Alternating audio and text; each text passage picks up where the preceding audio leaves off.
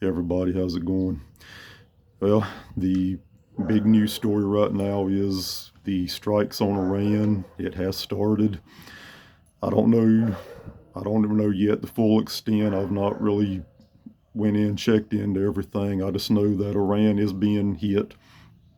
I was hoping this wouldn't happen, but I was kind of expecting it. There was a lot of people thinking it was probably going to happen sometime this weekend, and it has started. Iran is being struck.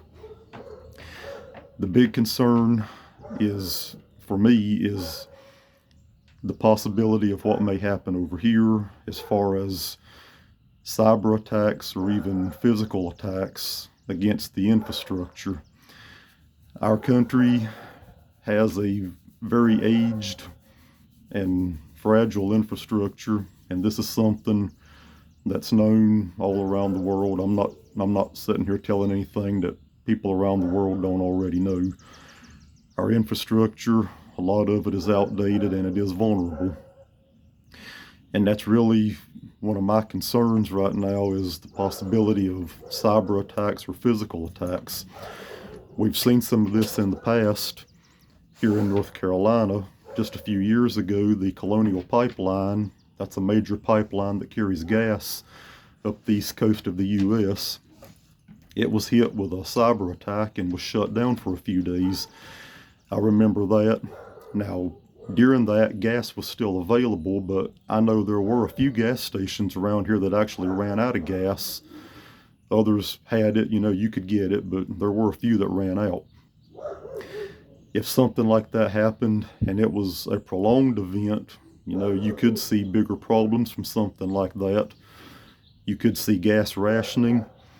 Now, there is a big fuel storage facility up at the Greensboro Airport. I've been up there before and seen this thing. I mean, these are massive steel tanks up there with gas.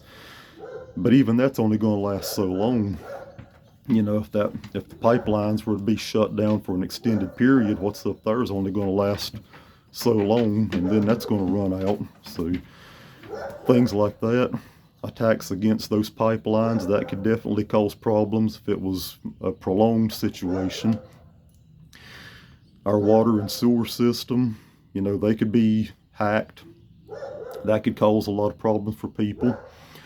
Our power grid, our power grid is just about being held together with spit and baling wire. It's really bad.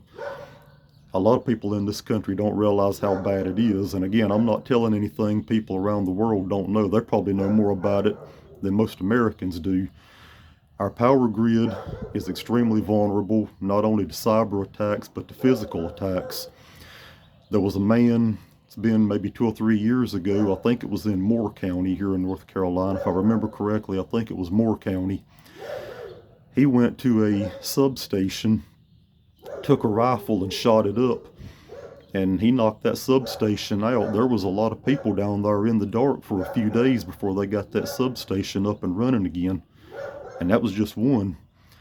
You take a coordinated attack, it wouldn't take just a few people and a coordinated attack across this country, and they could do a lot of damage to the power grid just by knocking out substations. And again, I'm not telling anything they don't already know. I'm not giving away closely guarded state secrets or anything here. Trust me, they know the vulnerabilities. They already know that.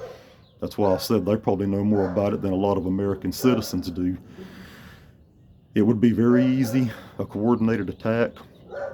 There's a place I know of, I'm not going to tell where it is.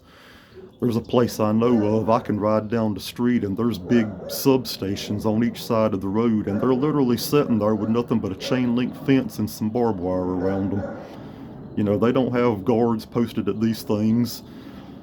I don't know. I guess I hope maybe there's some security cameras around them. I guess maybe there are, hopefully. I don't know if there's even security cameras or not. And they're sitting there right, the road runs right between them. They're on each side of the road, big substations. Those things are vulnerable. And that's my concern now with what's going on. Are we going to see attacks, cyber attacks, or physical attacks against the infrastructure in this country? You just need to be prepared, be ready in case something happens and we have power outages, possibly. I'm not saying it will happen, but if it does, we could have power outages, we could have disruptions in fuel supply, we could have disruptions in water or sewer. You just need to be ready, have stuff on hand, be prepared as best you can be in case something like this happens, because the world just got a little bit crazier, folks, and we're gonna have to just try to be prepared and deal with it. Thanks for watching.